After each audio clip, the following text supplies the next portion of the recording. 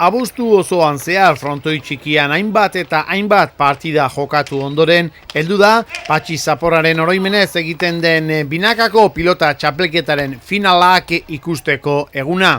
Gaur arratsaldeko 5:00 aurrera, frontoi txikian bertan ospatuko dira finalak.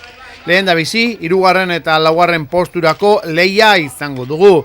Aurrez aurre, Arakistain eta Otamendi Etxeberria Lertxundiren aurka. Jarraian, partida hau amaitu bezain laizter, final nagusia izango dugu.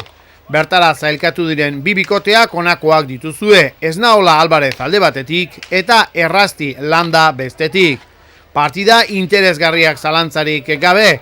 Azken asteetan pilotazale asko izan da frontoi txikira hurbildu dena eta gaurkoan eguraldia lagun izan eskero behintzat finalak oraindik ere ikusgarriagoak izango dira. Beraz, pelotazaleok zita duzuela esaztu arratsaldeko 5:00 aurrera frontoi txikian.